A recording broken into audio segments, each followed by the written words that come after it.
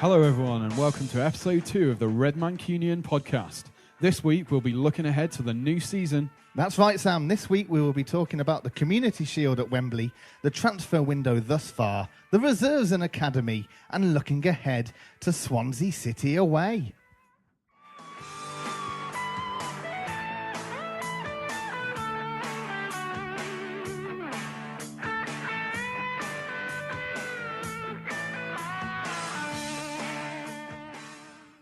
So episode 2, boys. Yep. Same cast as last week. Yep. They've all come back. Yep. Yeah, last week was good. Good response, apart from a few technical issues from Tomo. Can I just apologise for last week to all ladies and gentlemen out there for, unfortunately, the technical powers that be, they tried to stem me. They tried to censor me, guys. But don't worry, lads, I'm here. And the magic, they can't keep the magic down. So we tried to censor you by holding a microphone in the wrong place in front of your chin. Well, you know, I was rapping. Anyway, get on with this show. That was Tomo, who's back as well. Nick, welcome. Hello. How are you? Very well. Cracking. And obviously we heard Craig already. Yep, good evening. Can't keep Good you morning. down, can we? No. It's going to be me and you every week, I think, Sam, until the forever. end of time. Until nobody wants to listen anymore. I was just about to say we That just could be lost soon. 3 listeners with that news. So that's half of them gone. But you'll be pleased to know that Andy won't be here next week. We will be welcoming Mark next week instead of Andy. And then the following week, Nick will be stepping down and Jay Motti will be coming in. So a range of guests. Yeah, well, you know, you've got to give the benches a chance sometimes, haven't you? You've got to see Rotation. See what the reserve squad can do. Are you trying to give me an extra season because of my age? So if I just give me a rest. Managing your workload. Yeah. You're already the Exactly. gigs of this podcast. Well, you could say that, but that's for other reasons we won't go into. Right. Without further ado then, let's crack on.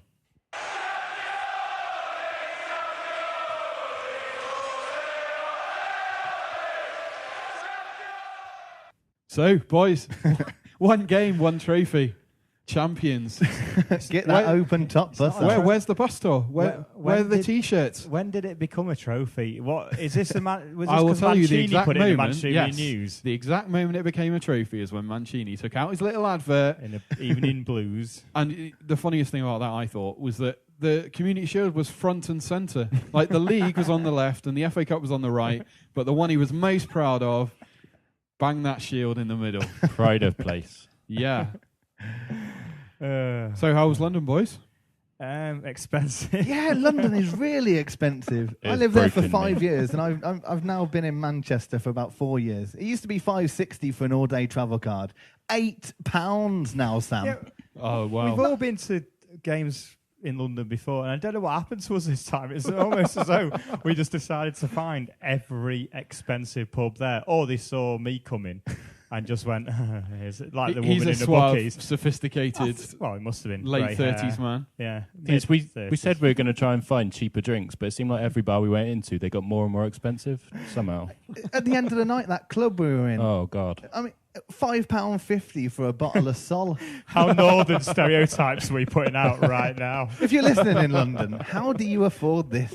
£5.50 a Sol. It's not the best place for an all-day session. However, one thing I would like to say, bringing it back to football, the reason for the podcast, is where have you read about how brilliant our turnout of fans? I'm not going to say how brilliant our fans were, because that was just hideous. When I got shouted at for standing up because somebody wanted to watch Misha B. You know how miserable I am, guys. You can imagine my reaction. But we won't go into that. Actually, but you just sat down. Yeah, I and went, imagine guys, I've been told Yeah. to sit down. Yeah, but I was so angry with my eyes. I can imagine you sat down straight away, you crossed your legs in that like slightly effeminate way that you do, and you totted. And secretly, we were quite glad they'd alerted you to the Yeah. fact that Misha B was about to perform. Exactly. However, there's been nothing about the fact we sold, basically there was 6,000 Wigan fans in the corner. There was 80,000 fans there. Sam, you do the math. It was like we were saying in the car on the way back, there was no mention of that, but all the typical stereotypes of, all the United fans are coming in from Surrey into Waterloo or whatever. Just However, there That's was all we heard, wasn't it, on Yeah. Radio 5 Live? Oh, they're all from Surrey. and But the official attendance was 80,235, and United sold stat. over 50,000 of those tickets. The rest were Club Wembley and those 6,000 Wigan fans, which they were awful. The Wigan fans? Yeah. Or the fans in front of us who kept doing self-pictures. And the Wigan fans were awful. You're down with the kids. It's all about the selfie these days. No, I'm not, am I? The Wigan fans, they were, weren't they? They were They were fighting amongst themselves. Yeah, after in the game, that was about as live as they got all day, I think, wasn't it? It was, actually. And, I mean, this is not the Wigan podcast, but something interesting for next season to watch, or this season. Wigan's changed of style from lovely passing it was to so long ball, wasn't it? Just to Launching get up up to to Grant Grant Holt. Holt, to knock down to Fiortune, or however you say it. Surprising, because they've still got a lot of those really good ball players in midfield, McCarthy and Maloney. They got bypassed. Yeah, I just think hoofing it over there. what we're seeing is the start of Owen Coyle thinking, I can move these players on. These players that have the talent to be in the Premier League by the end of the transfer window probably will be in the Premier League, and therefore I need to start moulding this in a way that's going to get, the Championship's a slog, isn't it? Rather than, you got 46 games. Well, I was bit of inside information from a Wigan player, which I won't go into, but Tomo's inside information. he was saying they were estimating they will play at least 55 games during the season. Well, they will with the Europa League as well. And what he was saying is you're going to have to just manage the squad, and it's just a war of attrition. And from what they've been used to, however, the talk is an hairdressing gown. That's because I'm looking at a dressing gown. No, the talk of their dressing room is they are really impressed with Owen Coyle. So tune in next week for the Wigan Athletic podcast. Let's move on. The most distressing part about it for me is that we miss our annual away trip to Wigan in that curry house. Yep. The extortionate curry house. And the £2 10 pints when I ended up just giving him a £5 because I was buzzing. It was like less than a £5 for 2 pints. Who came out there absolutely raging at the cost of that curry? I can't remember who That's it was. me. Was it you? Probably, Was yes. it you? They've charged us more for poppadoms. I was not happy. Gee, I really am a stereotype. Oh, Wigan away. Might get them in the cup. Well, let's hope. Wigan or Blackburn would be good again. Those two coming up. I missed this year, Blackburn that'd be last good. year. Whoa. We are going to miss those away days. But yeah, apart from that, the Community Shield was good. I mean, we won. Let's talk about the game. We've talked about rubbish fans and Mexican waves. Oh, stop that.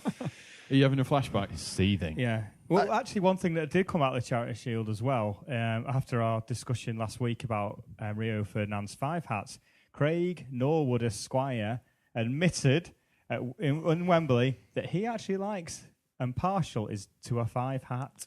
I think those are the Craig. exact words. What? Craig. I Back me said up. at half-time over a pint, I like the style of hat.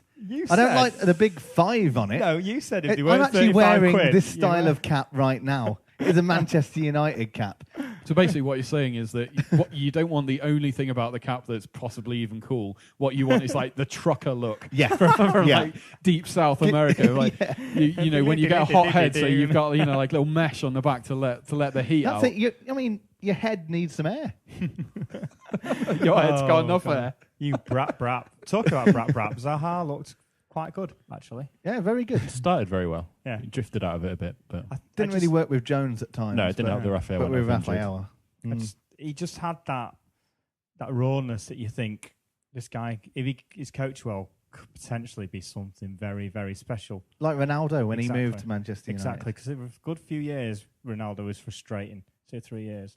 You can tell when he gets the ball, people sort of start getting excited already just after pre-season. So Yeah. it's going to be exciting to watch. Those blokes behind us, Oh, they were loving him. they were more than I think excited. they were his family when he started talking about £2 million deals and stuff, and every time he got it, he was going, Wilfred, Way! boom. Yeah. But yeah, the game, obviously, we won 2-0. Robin Van Persie. Peach Anything of more a to header s- for the first. Yeah. Beautiful. You know, that's the sort of thing that makes you think, oh, this man has not lost a beat. No. It was- Which obviously I expected him not to, but first game of the season that even meant, even a little, that wasn't just like a corporate exercise. And yeah, he played really well. Yeah. It's a functional performance, I think it's fair to say. It was as good as it needed to be, really, wasn't Yeah. it? It was just not even out of first gear, but Wigan just weren't interested. I think as soon as the second went in, you just saw them saying, right, They damage were limitation. taking everyone off, weren't they? All the And best players. Take everyone off and we'll just play for, and we thought, sure, right, we'll just shut up type thing, and it just became a dull. It was just another fitness exercise, wasn't it? Really? Yeah, but your mate Adam came on.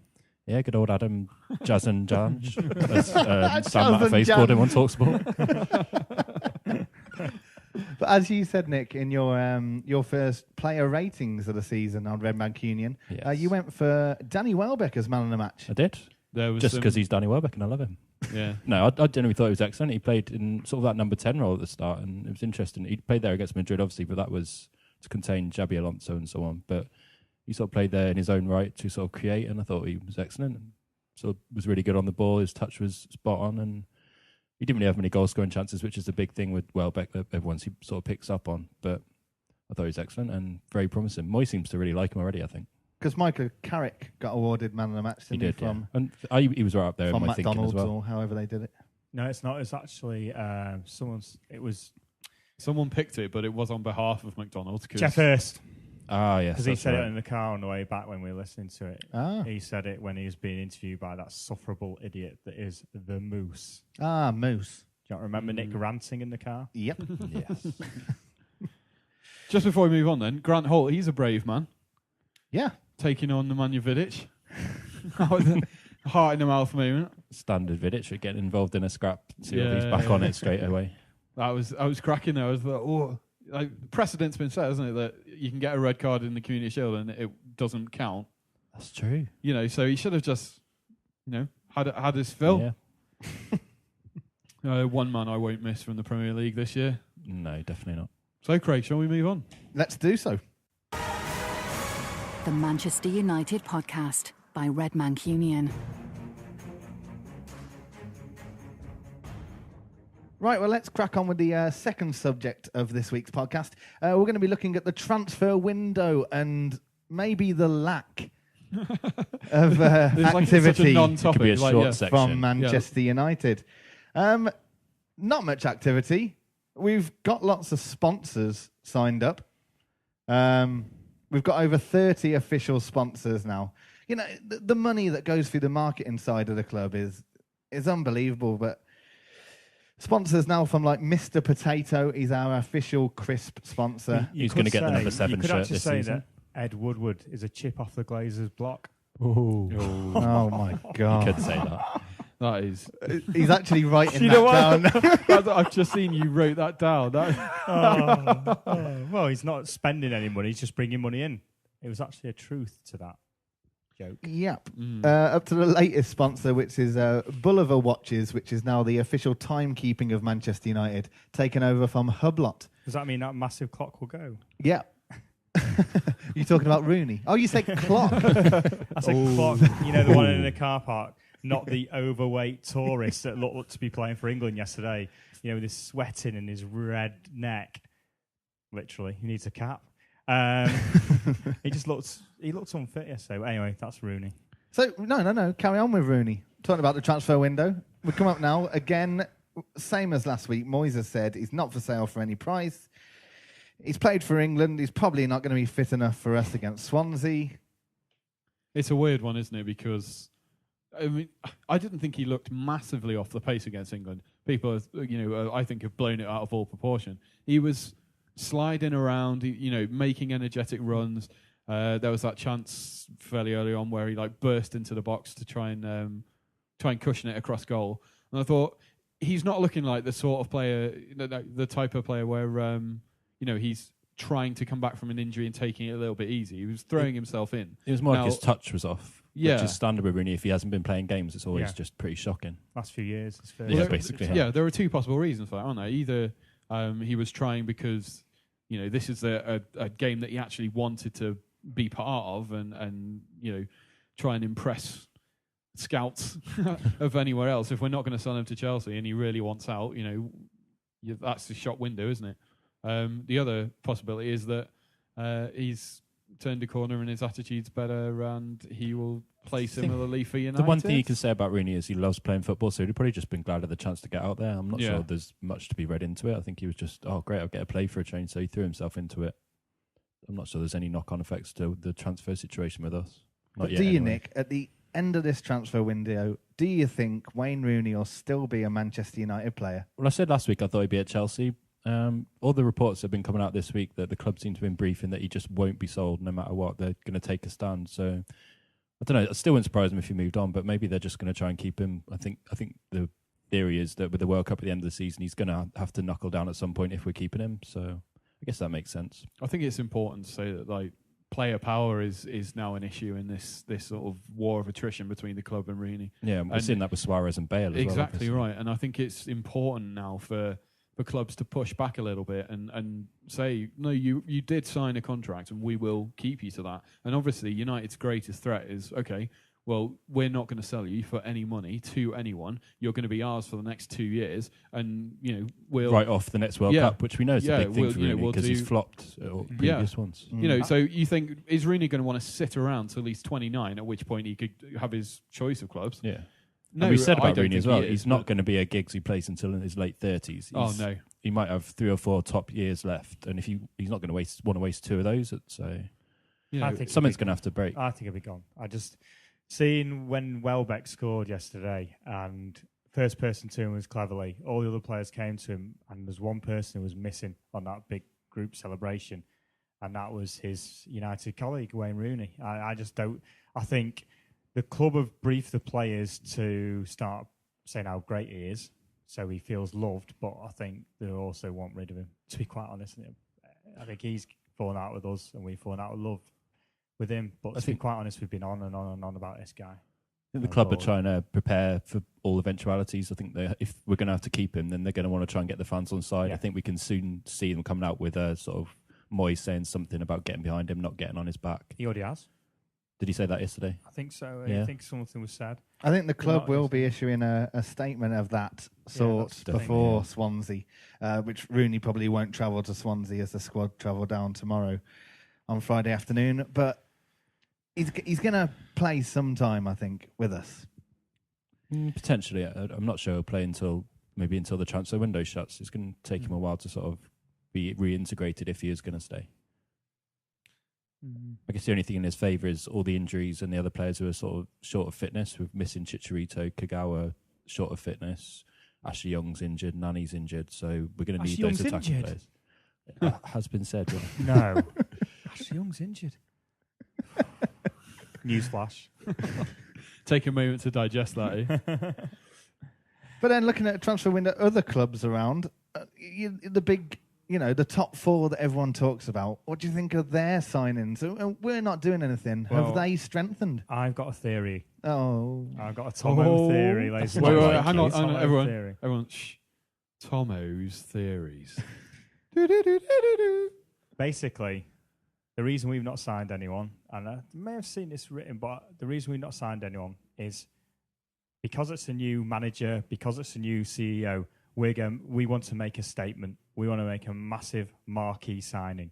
So the little signings perceived, like Leighton Baines, which the crowd may not want, Nick, they're not wanted. Basically, it's a massive signing. It's a Ronaldo. It's a Fabregas. That's the signing Woodward wants to make, and he will not make anything else. And that's why I think we're seeing no activity. That's my theory, which brings me nicely on to Fabregas, because I think and I said it last week, I still think this 40 million bid will come in. What's happening is they're waiting to see. He wants to come, I still believe. They're waiting to see what happens, or he's waiting to see if he plays. He probably won't play because of his injury, but then he might, if he gets fit, he probably won't play. Then what happens, it makes it easier for him to say, oh, it's a World Cup year. I need to leave. I don't want to leave my boyhood club. But there's £40 million bid here from United. That's why we've not made it yet. It's all a bit of a dance, the Fabregas dance. To tie in with your theory, someone was telling me the other day that they'd heard from a pretty good source, and obviously you take it with however much salt you want to pinch, but that Baines is pretty much tied up, but they don't want to announce it until they've got a big marquee signing in the bag because they don't want that to be the signing they announce first off. Tomo's theories. So, yeah.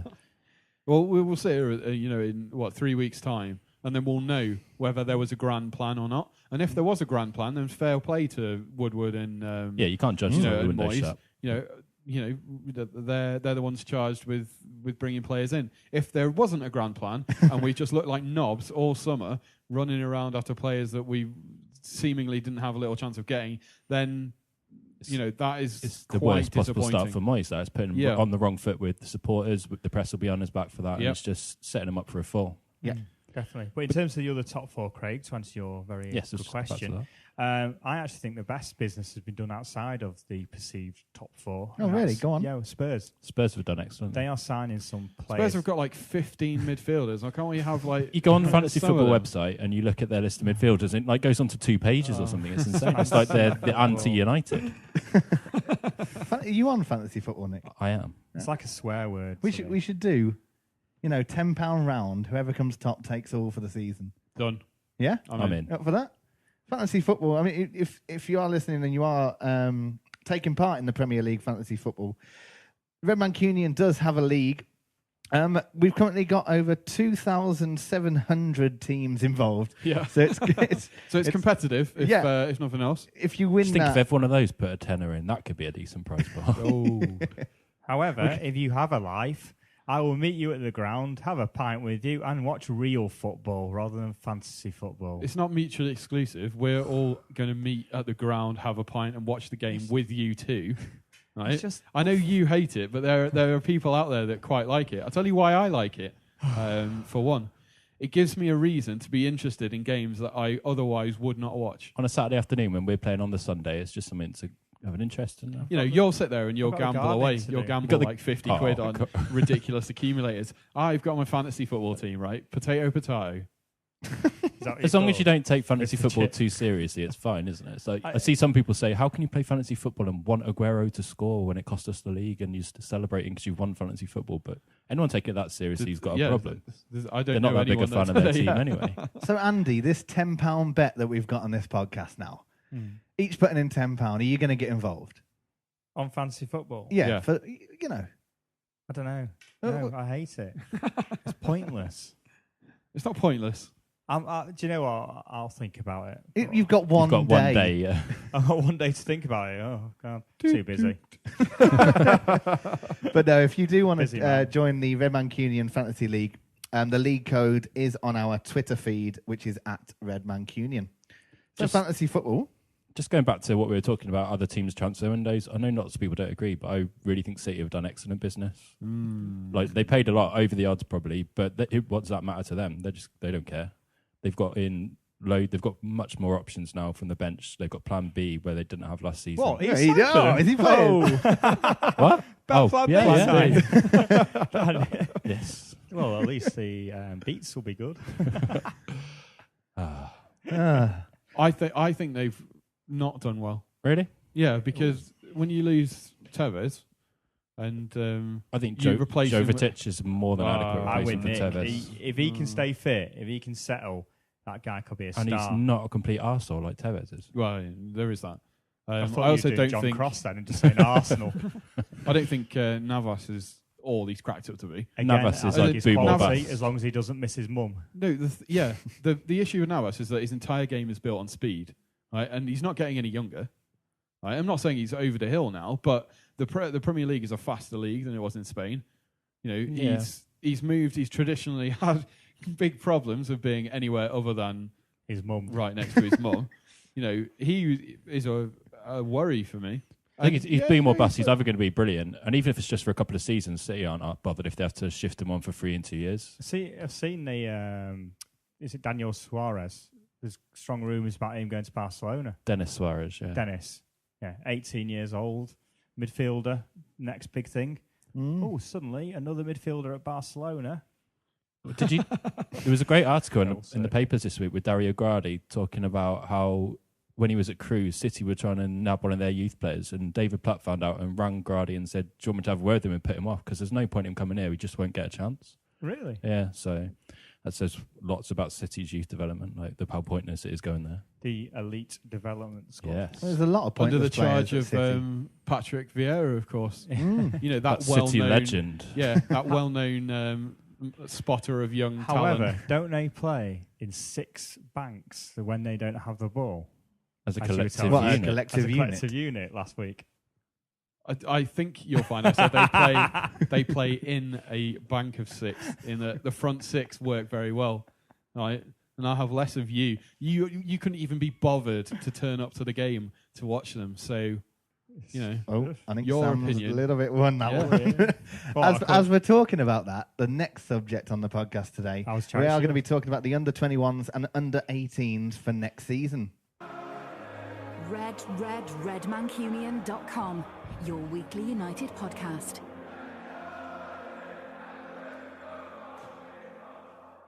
So the under-21s and under-18s of Manchester United. The under-21s have moved home, Nick. Yeah, they're going to be playing at the Swansea City Stadium, which boo, yeah, stupid move. It's a bit far away for fans, isn't it? it's not so much the distance; it's just a pain to get to compared to. It's hard to get to. The buses are not that regular. It's £5 a park.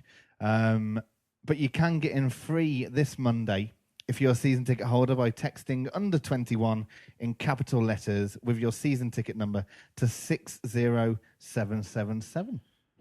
It's so much worse than Altrincham, where they used to play. You can Like, see why they've done it facilities-wise. It's a much better ground, but the pitch is what worries me. Like, because you've got Sale Sharks playing there and Salford City Reds, and there's points in the season where all three teams are in action. So when they played there against Spurs last season, the pitch was like all sandy and it looked disastrous. So I can't see what it's going to be like at the end of this season.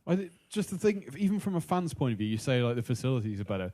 But yes and no. It's not like I'm they're not so much selling out thinking Altrincham. from the There's fans. no- I'm thinking of the players. It's Yeah. more like I'm sure they've got better dressing rooms. It's more of a stadium feel than Altrincham, but which is like I a don't few think sheds. I don't think it hurts any of these like 19, 20-year-old prima donnas to No, I spend a bit don't. of time in a changing room like Altringham's. No, And I mean- can park right outside it, and there's a chippy right next to it, and get in for free with your season ticket, and like just stand behind the goal.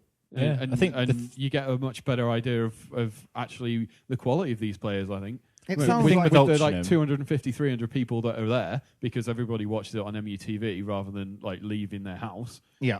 Why bother moving to Salford? I think the thing with Altrincham is they've been frustrated for a few years with the quality of the pitch. Just they've had a few games called off. It's not been great, but like I said, I'm not sure it's going to be any better at Salford. So I don't know. Maybe it's financial. Well, there's something going on there. I don't really see the point of it. I know a lot of fans are quite annoyed because it is so difficult to get to compared to you could just jump on the tram to Alty. If you're on the M60, you're trying to get to this stadium, then you spend like half an hour queuing over Barton Bridge just to even get off on the junction to do it, and then you're trying to park. And as Craig says, it's for £5 to even park there. You know, people are parking in the Trafford Centre now and walking across. It's like a 15-minute walk. And it smacks of another decision that's not at all even Gone in the remotely fans' favour. fan-friendly. Well, no, Yeah. I mean, the fans' feelings are a long way down the list when they make these decisions. I think that's obvious. When they moved them to Hyde a few years ago, that wasn't easy to get to. Yeah. Sellouts. When they went to Northwich, that was a disaster to get to. If you don't drive Northwich, you couldn't go, basically. So Yeah. they don't care about the fans, really. It It's sounds like, as well, if- it's like Blackburn used to play at Lee or play at Lee. Still do, yeah. Yeah, do you know what I mean? We're going How- to be playing there, I think. How in, near is Lee to Blackburn? I think there's talk we might play there in the Under-19 Champions League this year as well. So Or were you going into that next gen thing? yeah, no, not next gen. There's going to be next gen and an official UEFA Under-19 Champions League this year, Or play at running Lee? in conjunction with the full Champions League, same teams, same groups. Not a bad little stadium, Lee, actually. No, went there for the pre-season friendly against Bruges, and it's nice, yeah. But it's another one that's not easy to get to. So what are the hopes for the under-21s this season then, Nick? My hope personally is that a lot of the players that we've been seeing in the under-21s lately, we don't see just because they're all too good for it. And Yeah. the under-21 league hasn't improved when they've made these changes. It's still not good enough for people like Lingard and that. So they need to be out playing on loan or involved in the first team. And we should be seeing a lot more of these younger reserves who've just been promoted from the 18s playing. That's what I hope anyway. Whether that'll happen, I don't know. We tend to play stronger teams. And obviously we've cleaned up all the trophies for the last few years. So And as, you know, coming off winning the Milk Cup and the Academy for next season, hopes again? Youth Cup? I'm not sure they're ready to win the Youth Cup. I think it's a very inexperienced side. Most of the good second years haven't had that much action. There's only really James Wilson and Andreas Pereira who have really established themselves. And beyond that, lots of inexperience. There's some good players. Lots of the new first years are really good, but I don't think they're going to win the Youth Cup this year. I said that 2 years ago and they got to the semis, so you never know. So, Nick, player to watch in the under-18s this year then, and player to watch in the under-21s? I guess for the under-18s, Wilson and Pereira are the obvious ones, but I'll go for Dimitri Mitchell, who's the new left winger who's been promoted from the schoolboys, looks a really good player. He's England schoolboy international. Very exciting, so I think he'll do well. Fantastic. Under-21s, a assuming all the usual suspects go out on loan, or we know all about them, and assuming Adnan's going to be with the first team, then I'd probably say someone like Joe Rothwell or Ben Pearson. Those are the midfielders, obviously what we're really looking for. So yeah, I mean, I've got a lot of time for Ben Pearson. I really enjoy his style. If I had to to play. pick one, I'd love to see make it. He's exactly the sort of player we need. He's got great attitude, great all-round game, lovely bouncy hair. Yeah, That's the main thing. He's got good hair. great bounce. So Joe Hart. He uses Head and Shoulders, but unfortunately he must have had it in his eye yesterday or the other day for England. He was a bit flaky. Right, on that note, let's move forward to the final subject of the podcast. We're going to be looking ahead to Swansea City away, the first game in the Premier League. RedMancunian, the Manchester United podcast. Swansea. They've strengthened, haven't they? Yeah. They're going to be good this year, I think. I think they're a sneaky bet for Europa League place, top 7 maybe. I'll tell you what they've done really well to keep Laudrup. Yes. Because there was a lot of interest in him from what I would say were probably the clubs just under the elite clubs across Europe. Well, I don't know. There's rumours of Barcelona when Villanova went. There was rumoured that they were looking at him. And I still don't think it might not be a bad shout for us. Eventually, Another couple of good seasons, and well, I guess if Moyes doesn't work out, then it would definitely be an option. Maybe That's early, isn't it? I'm not saying that's going to happen. We're Community Shield champions. Just speculating. You know that when they said there was no one else but Moyes to come or Mourinho, I don't know. I quite like his football, like what he's done. If Moyes didn't work out, and it's an if, I'm not saying it's going to happen. I think they'd probably look maybe a bit more outside the box next time. So I think he could be an option. He's interesting. I think what they do well at Swansea is that they've got very defined roles in sort of like a director of football type. I'll look after the transfers and guide the team, looking long term. And then Laudrup's in there coaching, looking day to day, and obviously doing a very good job of it. They're very well run. I think they're like a model club for that sort of range, mid-table. How to run yourselves rather than run yourselves into the ground. I think it's the West Brom thing that they've started really, with Pearce, Jeremy Peace. Jeremy Peace. Yeah, not Jonathan Pearce. Oh, killer lots. And they did it quite well. And then, it's something that Swansea done really well, like from starting right at Martinez, I think, and a lot of people credit when Brenton did what he did with them. It was actually Martinez's team. Yeah. So. Well, I'd quite like to remove Brenton of any credit. I think that's it what was I did. Did you not notice I did? No, but it was Martinez's team, and now it appears that he was in fact holding them back, and Laudrup's taking them on to the next level. So, but that's not the Liverpool way. To quote him. Let's not forget that was the team that everyone wanted to watch, as Brendan said when they went to Swansea and said, went to Sunderland and said, they must have wanted to see how this team everyone's been talking about. Was it 0-0? And they lost 3-1. It was awful. Still the best comment, and I know we're going completely off, sorry Craig, off script. Best comment of last season for me was, it was a perfect European away performance with just a result. When he lost 2-0. That's his latest comment that he's come up with last week, wasn't it? It's like, we don't settle for second best at Liverpool. We'll be pushing for a top 4 place. It's like just completely not seeing it. We might have to have a quote a week from Brenton. But anyway, Swansea, it's going to be a really tricky game. I think everyone's talking about the Chelsea game, the City game, the Liverpool game as those first 5 games really hard. But I actually think Swansea could be a pretty tricky. It's all right. We've got Giggsy to bail us out. Bale, Welsh, like it. Giggsy again. It's been tough the last 2 years we've been, haven't we? We snuck a win 2 years ago, got a draw last year just before Christmas. They've got stronger again this year. It looks with Bonnie. They've got a new signing. Boney. Now, this might shock you to know, lads, but I've actually done a bit of research for this podcast. Taking things up a notch. Yep, and I've been on the Swansea website. And extensive research there. Oh yeah. No, it took a quick Google. And they've got an interesting fact about Boney. Now, obviously, they put the 36 goals in 36 appearances in all competitions last year, etc. But the quick fact that they've selected about their new signing is Boney's nickname is Daddy Cool. Because I thought you were going to talk about being the most prolific striker or something. No. Daddy it's his Cool. nickname. It's his nickname that's the most important fact.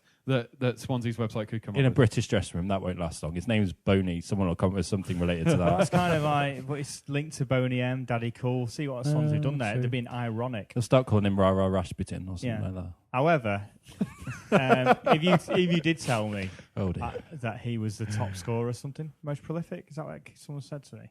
Yeah. Well, Well, I think 2 words for you. Alfonso Alves.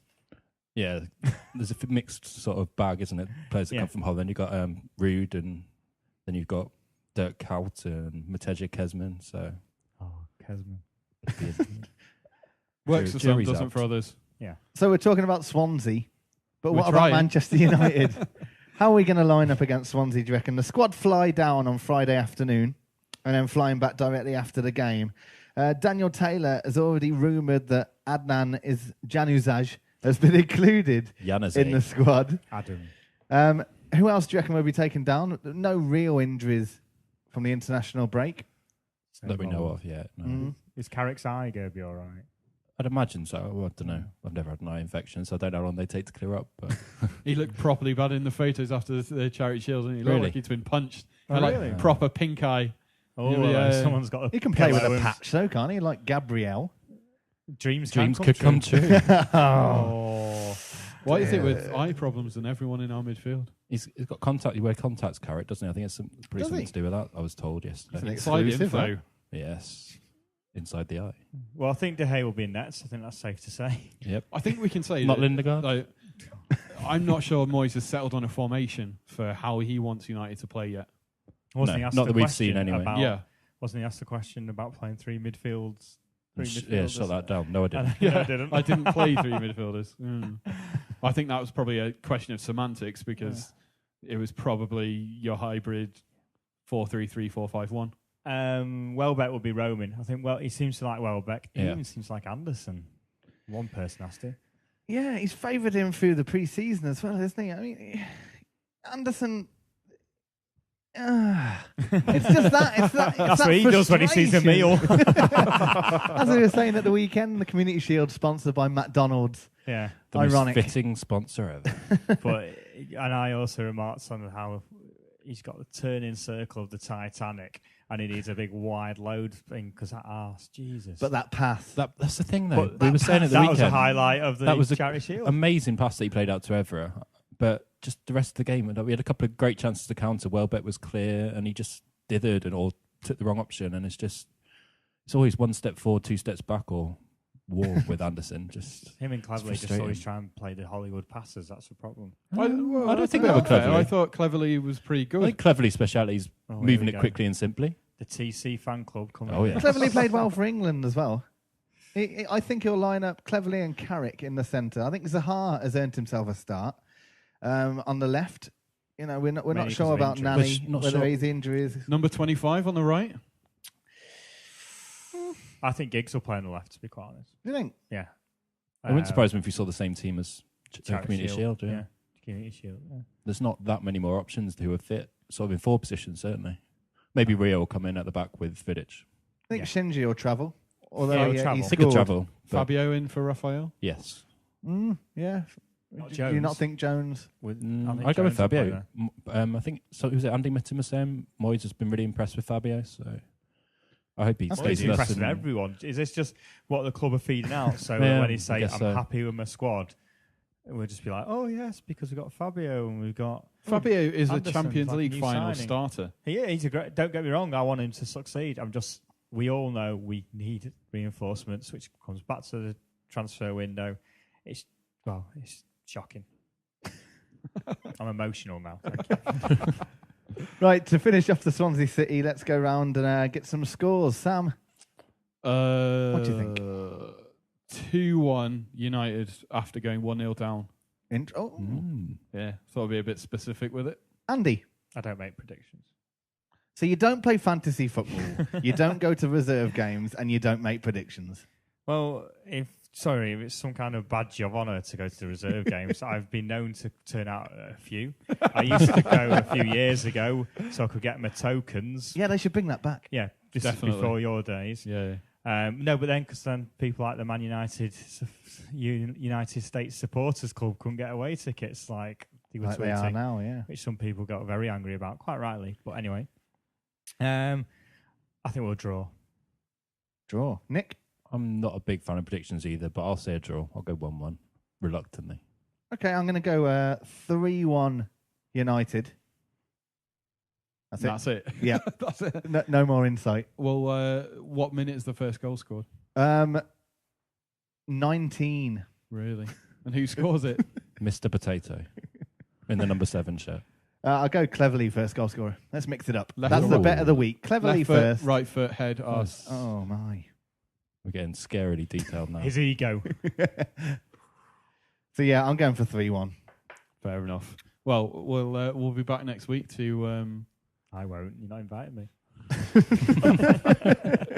Three of us will be back next week to see how well those predictions did. Just before we go, then, just a quick reminder: you can, of course, subscribe to us on iTunes. Just search for RedMancunian, and we'll gladly accept your subscription that way. You can also leave a review on iTunes. So if you like us, then do, and if you don't, then just don't bother. You want to hear more theories? Then tell me. The first comment that mentions a theory can have a personalised one from you, can't they? Yes, I'll give them a shout out. Brilliant. You can, of course, follow us on Twitter as well. Yeah, that's a lot of people do. RedMancunian, if you're not already. And then, obviously, content going up every day on the website. At RedMancunian.com. Yeah, there's a theme, isn't there? Just put Red Mancunian into wherever you like to spend time on the web, and we will be there. That's it. YouTube as well now. The podcast goes live every Friday, also on YouTube if you want to watch on there. But it's easier to subscribe through your iPhone, iPad, computer on iTunes, and it'll be downloaded automatically every week. And I'm looking into a carrier pigeon to deliver the script around being the miserable northern bloke I am. Maybe I'll just bring it along in like a massive old style record. Yeah, I'll play it on a turntable for you. Crunk up the gramophone. Yeah, exactly. We'll be back On the next wireless. week.